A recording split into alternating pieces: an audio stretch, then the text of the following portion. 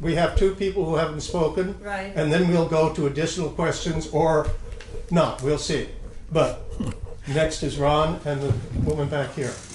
Thank you very much for the very, very interesting and very informative presentation. I was sorely needed the psychological aspect of what is happening. So my question to you is that you described you were neither a Christian nor a Marxist, yet you had read Che Guevara. So, but Che Guevara is a Marxist, and I think in some ways he's like Jesus. In Latin America, when he died, when he was killed, women came and they wanted a lock of his hair.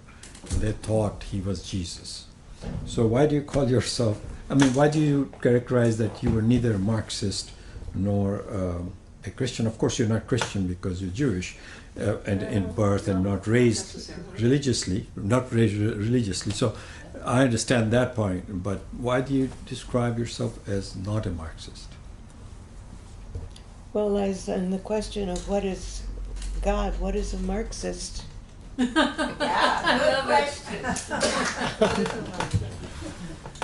I've never belonged to any political party that identifies itself as a Marxist party.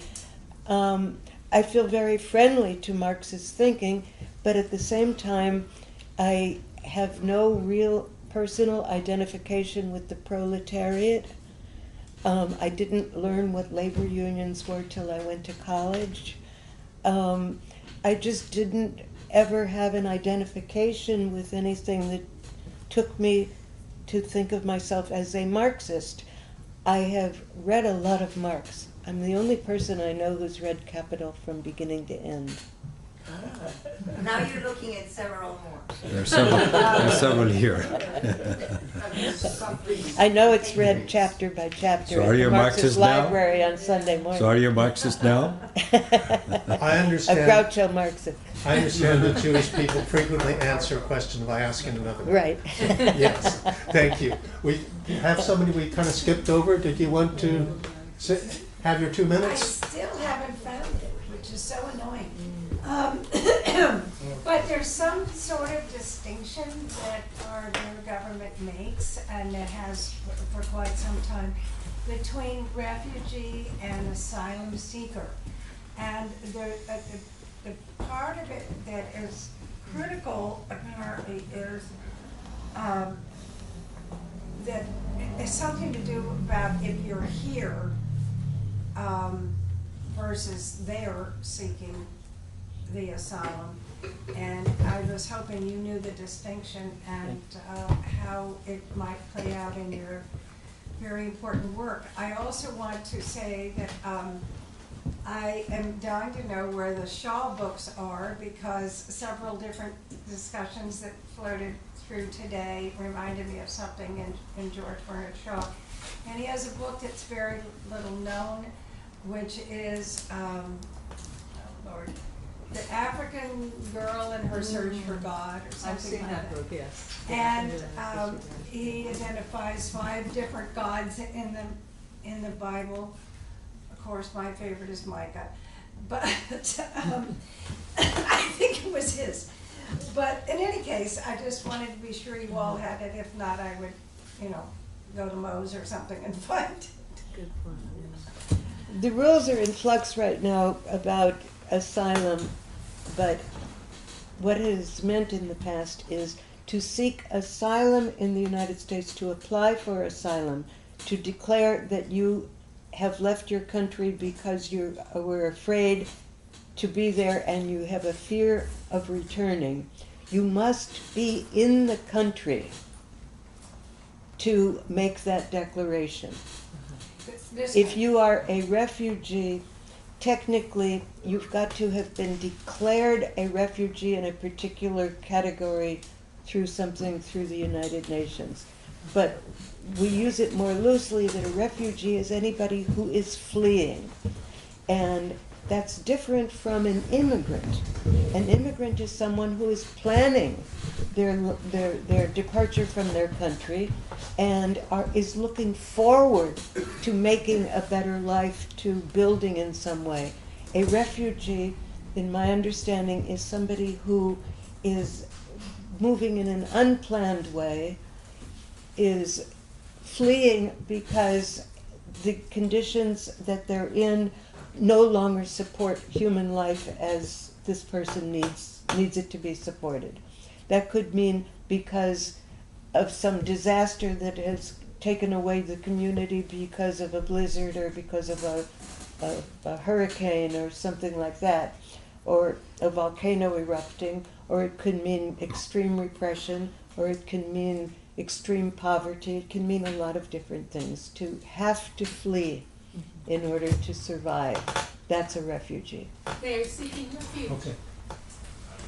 Okay, we have 25 minutes. We want to save some time at the end for you for 10 minutes at the end, so we do have 10 minutes where we can. How many people want to have something more to say? I'm going to say it really quickly. Me too. Okay, so we'll go this way and have at least the four of you speak for 1 minute. Is that good? Okay, Norma.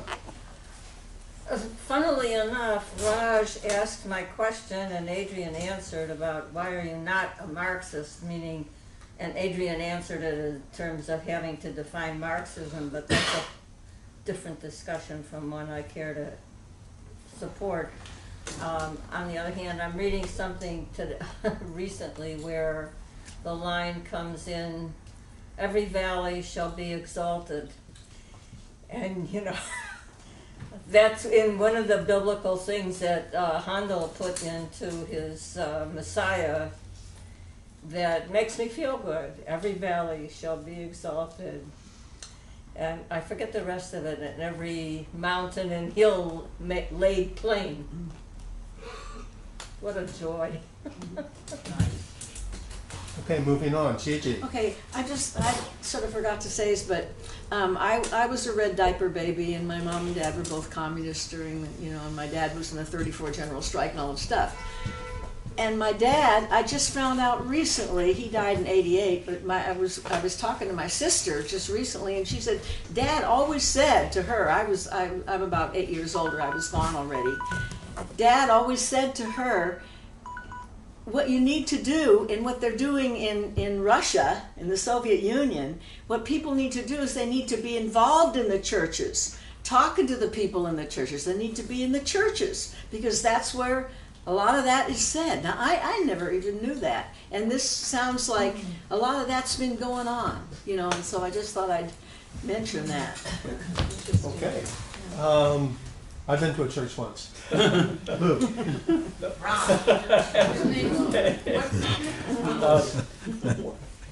One thing I wanted to ask about, because I was so curious in the promotional material, you mentioned something about Frantz Fanon.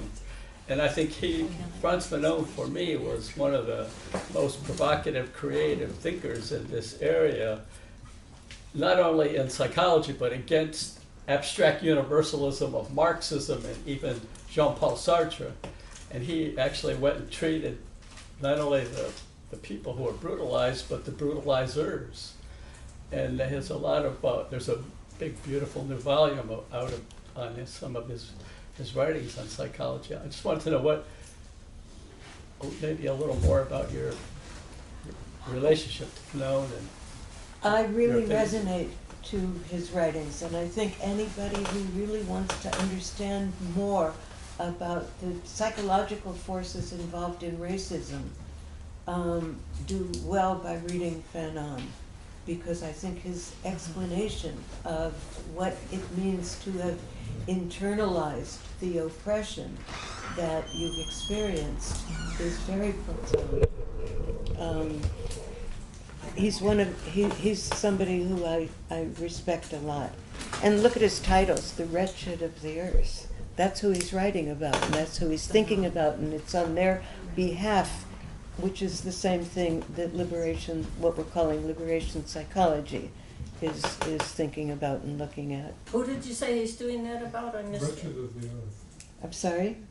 Wretched of the Earth. Thank you. Michael. Thank you. Healing through psychotherapy normally takes place in the consulting room. I'm wondering if you're aware of any projects that promote healing for refugees, asylum seekers, through encouraging or supporting empowering activities, either telling their stories or some kind of collective action, but being more empowered. There's Carecen, there's CISPACE, there's East Bay Sanctuary Covenant. East Bay Sanctuary. What are they doing? These are all organizations that are working on behalf of justice. They don't have anything to do with something that they're calling therapy. But they're extremely therapeutic because this is what people need above all things, is the sense that their human values are being understood and shared. And when they can feel that, they can begin to reconstruct the trust that has been robbed from them to be able to move forward from that. In individual psychotherapy, you need to create that bond and trust with a single individual. That ain't gonna hack it. And as somebody said, you've got to be dealing with whole countries when you're thinking about liberation. Okay. I think, Nina, you wanted to. Yeah, And that'll be the last one. I just thought I would boil this down to a Marxist observation, or large observation I have, which is that capital can follow labor, but labor cannot follow capital. And capital follows labor for, say, the construction of cars in Brazil, Mexico, etc. Putting the, and the computerized parts might be done by American workers. But labor is looking for a job that can support 4 people, and $6 a day doesn't do it. So labor cannot follow the best, the better paying jobs. I'm not even going to say the best, but the better paying jobs. So it's a one-way deal, and that's, to me, the essence of the situation. That's very good. Okay, well, thank you very much, and now thank everybody for your comments and paying attention and actually being polite. So we'll turn the remaining 15 minutes. Very We polite. were expecting something different. Word. I mean, you should see some people when they start talking about, you should see our talks about volume 1, chapter 1, but we won't go into that. It's all yours for the remaining 15, 20 minutes. Everybody's very polite when we respond about capital volume, Yeah, chapter right. 1. Come on. No, we're pretty polite in general. One of the chapters in Human Rights and Wrongs is called Baseball Treatment of Choice. Collective action, however it's undertaken, is always, when it's expressing a unity and a common cause and a common purpose, it is always therapeutic. It's good for us. It's what we need as human beings because we're social animals. And it's that dimension of life that Che really understood. And when that famous quotation that's always on T-shirts about, at the risk of seeming ridiculous, let me say that at the heart of every true revolutionary there's great love. You don't expect to hear that from the guerrilla fighter. Yeah, I do. But the humanism and the experience, and I think that in time, somebody was, when we were asking about brain and mind and body and so on, I think that something will be understood much better in years to come, and that is also our relationship with animals. We already know that as mammals, we need touch. Not only do humans need that, but the other people in other creatures in the animal kingdom need that, and it's salutary to both of us to be touching. This is why the cats come and rub against us, and why we have such an important relationship with dogs and with horses. That there's something that is visceral and very important physically that is created in the touch that animals... Why we like to put our hands in the dirt Norma, please. as well. My Okay. cat's not dirt. A relationship with the dirt as well as with other animals. That's yeah, possible. Basic- With the earth, yeah. But it's the linkages and the removal of the individual from an isolated place, thinking of the individual as a special and separate being, as opposed to thinking of the individual as a unique being with other unique beings together for some kind of a common purpose, or some kind of living, making a life. I don't feel that I have very much more to say, but I would like to share just one other thing with you about this thing of what's therapeutic.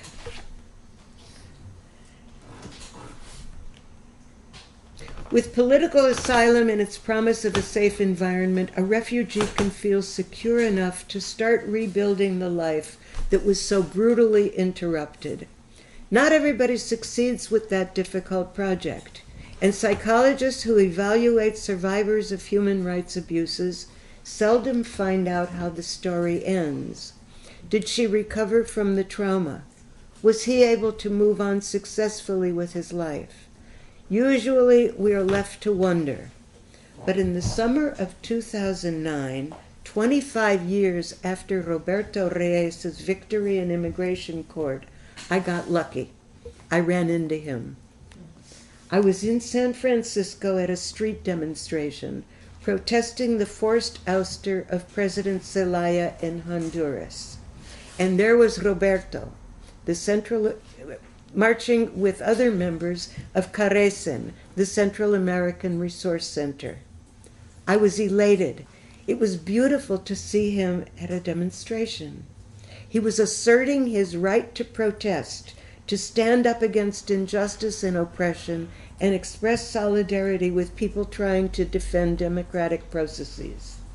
He had knotted a thread that had been cut by the Salvadoran military years before. I wanted to give him a hug, but I held back. I remembered how he couldn't bear to hear his name called, how it terrified him to be touched. "You look great," I exclaimed. He dropped his backpack on the sidewalk and gave me a huge Latino abrazo, a bear hug. "I'm almost 50 years old," he beamed. I noticed he was speaking English. "And my son's about to graduate from UC Berkeley." It was a cherished moment. I recalled that it was activist students at UC Berkeley who had rescued Roberto from immigration detention. They had heard about the Salvadoran student leader languishing at the place the refugees called El Corralón, the corral. They had raised money to bond him out, and he had arrived in town alone and traumatized, speaking no more than a few words of English. Immigration wanted to deport him, and the U.S. State Department was furnishing the Salvadoran military with names of all the deportees. Armed soldiers would have been at the airport in San Salvador, waiting for him. Of the thousands of Salvadorans applying for political asylum in the United States in those days, 98% were being denied. A pushy lawyer made me see him, and my psychological report convinced the judge that asylum needed to be granted. And here he was, safely exercising the human right of free expression that had once almost cost him his life. "Hombre, it's your fault that I spent all these years doing human rights work and never made any money," I teased. We fell into step together as the picket line turned the corner. "But you know what?" He smiled at me. "What?" "Today," I said, smiling back at that happy man, "you made me the best paid psychologist in America." Okay. Well, thank you very much. Enjoy the cold coffee, leftover donuts, or whatever we have. Thank you. Okay. And I have books here. The book costs $13. My books. And